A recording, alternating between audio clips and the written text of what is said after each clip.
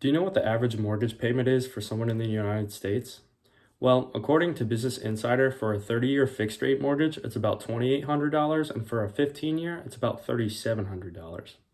Now, you may be asking yourself, why are you telling me this information? Why does this matter?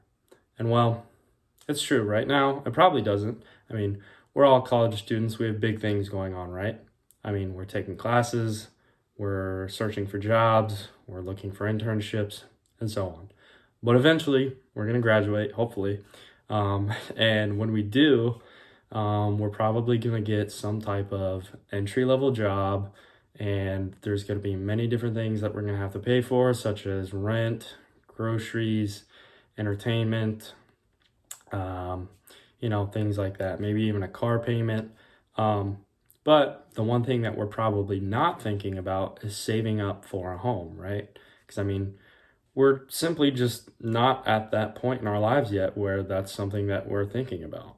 But what I want to talk about today is when we get to that stage of life, is why you should buy a home rather than continue to rent. And really what I want to look at is to take a deeper look into some of the benefits and freedoms of owning a home, the flexibility and the mortgage payments, which we'll get into those later, and how the payments can eventually come to an end, right? And so there's many different benefits, both tangible and intangible. So Christina Majoski, 2022, a writer for Investopedia, says an intangible benefit of buying or owning a home is the sense of stability and the pride of ownership that it brings you.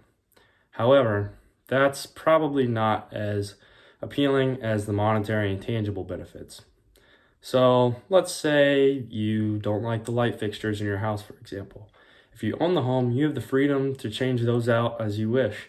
If you're renting, a lot of times you can't really change these things. There's restrictions on that.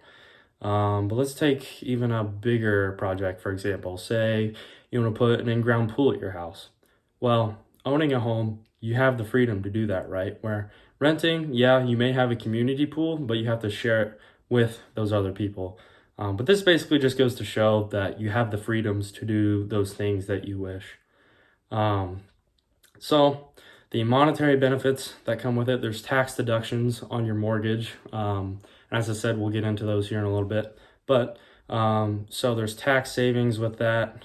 And probably one of the biggest things that when it comes to owning a home is whenever you decide to sell it, right? There's capital gains tax that you usually have to pay. However, for an individual, if you have a capital gain up to $250,000 or $500,000 for a married couple, you don't have to pay any taxes on that capital gain. But what is a capital gain? So I have an example. So my friend from home, he has a sister and her husband who sold their house just outside of Washington, D.C. for $520,000, and they had bought it previously for $400,000. So the capital gain is that $120,000 difference. And basically they got to pocket that money. They didn't have to pay a single dollar in taxes on it. And so really, they're a good investment because, homes are a good investment because, they just tend to appreciate in value. And so the Federal Reserve of Economic Data, proves that just over time, home values tend to go up. So you've heard me talk a little bit about mortgages. And so a mortgage is a loan that you take out and use for purchasing your home. And it consists of the principal and interest, which is just what you pay back to the bank. So the principal is the loan amount, and the interest is on top of that. That's how they make their money. And so there's variable and fixed rates. If you talk to anybody, they'll say do not get a variable rate because it can go up and down, or the fixed rate stays the same, right?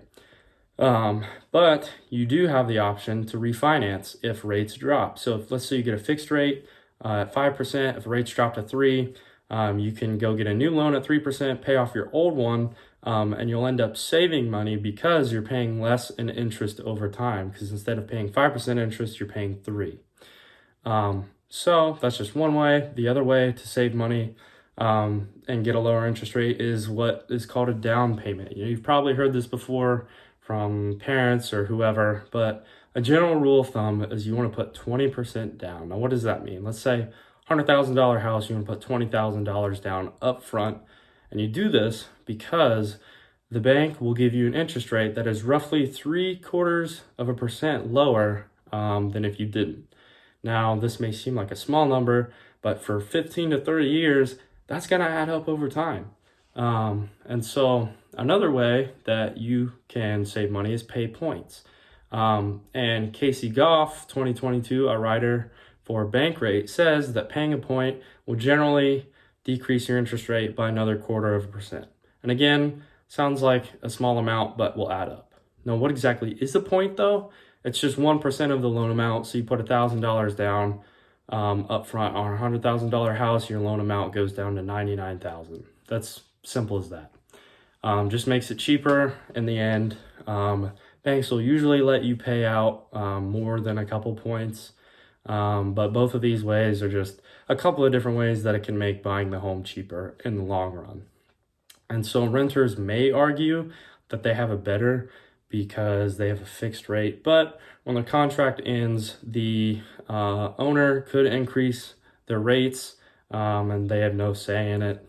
But also, they're not gaining any equity whenever they're paying rent. So when you buy a home, you're gaining ownership of it. When you're renting, you're not gaining any ownership or equity at all. So you're not increasing your personal value, right? And so the final reason is eventually you're going to pay off your mortgage at some point, whether it's a 15 or 30 year, it's eventually going to be gone. You never have to worry about it again, right? So think about your retirement. Your career is probably going to last more around 30 or more years. You get a 30-year loan by the end of retirement, you don't have to worry about paying a single dollar to your mortgage ever again. I mean, if you're renting, this is going to be something that hangs over your head for the rest of your life if you decide to keep renting. And so that could eat away at what you get paid out in your retirement. So your Social Security, your pension, your 401k, when you could be using that money for something else, vacations, whatever you want to use it for, really. And so that monthly payment, if you're renting, is just always going to be hanging over your head. So based on all of these things that we've previously talked about, just as the benefits that comes from ownership, the different flexibility in payments and the payments ending eventually, this is why I believe that it is a better option to buy rather than rent.